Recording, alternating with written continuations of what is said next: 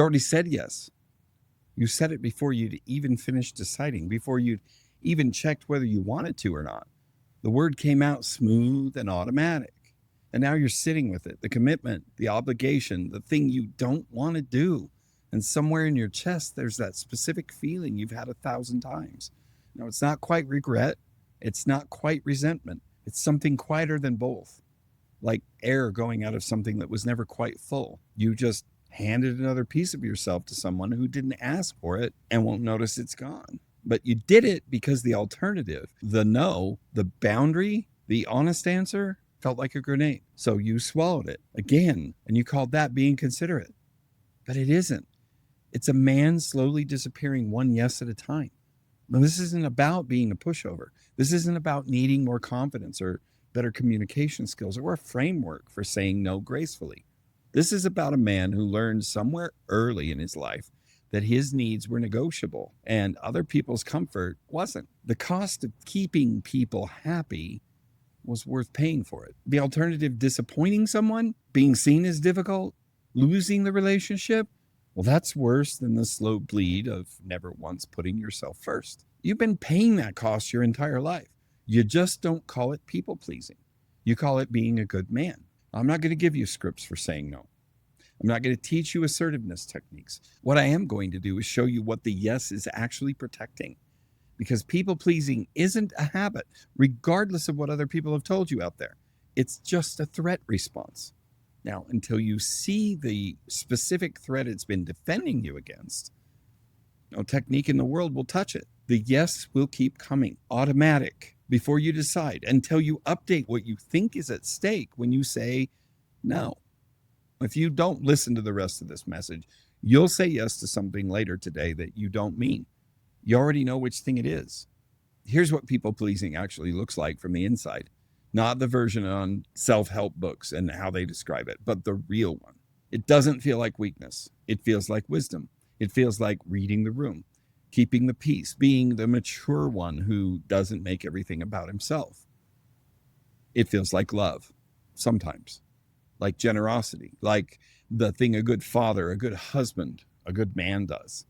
That's what makes it so hard to see, because from the outside, it looks like virtue. And from the inside, it feels like survival. I spent years making decisions based on what would produce the least friction in the room.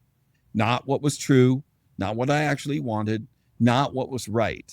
I called it being reasonable. What I actually was doing was running a constant background calculation.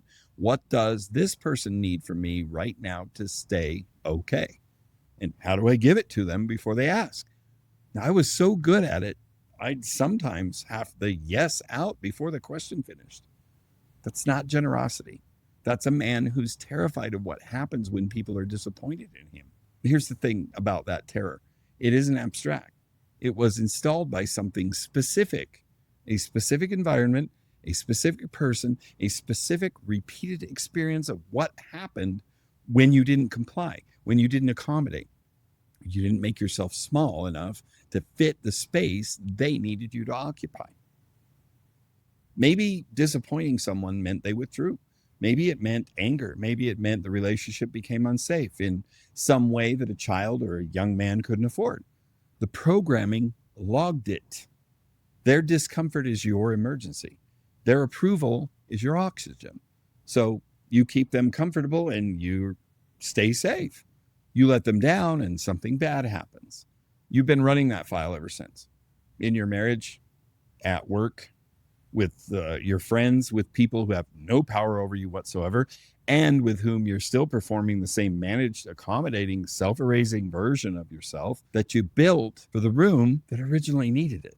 The moment I saw this clearly for me, not as a personality trait, not as something I was born with, but as a learned response to a specific threat in a specific room I no longer lived in, was the moment it started losing its grip. Not overnight, but the automatic quality of it began to break down, because I could feel the old threat firing in situations where it had no business firing. And I could start slowly to ask this: is this actually dangerous? Or am I running a 1985 threat response in 2026?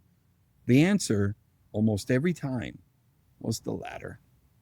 People pleasing runs on one core belief that your authentic response, your actual no, your real preference, your honest feeling will cost you the relationship. Not might cost you, will cost.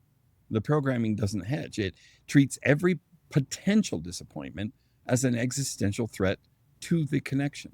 So the authentic response gets intercepted every time. Something in you has already assessed it, found it too risky, and replaced it with the accommodating version. The yes, the sure, the of course, happy to. And the man on the other side of that exchange never meets you. He meets the managed version, the performance, the man who has learned to give people what they need to stay comfortable around him. The cruelty of it is this: the thing you're most afraid of, losing people, is already happening. You're just losing them slowly by degrees through the quiet accumulation of 1,000 yeses that weren't true. No, the fix isn't learning to say no. That's the symptom of the fix. It's not the fix itself. The fix is updating the threat assessment. The next time you feel that yes forming, that automatic, pre-decided accommodation, don't try to stop it in the moment. Just notice it. Notice the specific feeling underneath it, that slight contraction, that quiet urgency, that sense that you need to resolve this person's potential discomfort immediately. That feeling is the old threat firing, the one from the original room. Ask yourself, what do I actually think happens if I disappoint this person? Not what you know intellectually. What do you feel like will happen? Get specific, because in most cases, you'll find the answer belongs to a room that you haven't been in for 20 years or more, with a person who had power over you that this person doesn't have. That's the work, not technique, not scripts, not recognition, because a man who can feel the old threat firing and know it for what it is, old programming, not current reality, he starts to have a choice he didn't have before. He can still say yes. It'll be a yes he chose, not one that fired before he did. That's a completely different life. I'd say if you recognize the mechanism in this video, if you know exactly which room installed that yes, the identity excavation kit is the right next step for you. It's built specifically for men who are separating what they actually are from what they were trained to perform. And it's free. The link's in the description below. If you want to do this directly with me, in 8 sessions, we do one-on-one. We find where the programming was installed, we update it, and then you're done. The link's in the description. Subscribe to the channel if you want more of this instead of the usual life coaching nonsense. I'm Mitchell Palmer. You know my name, damn it.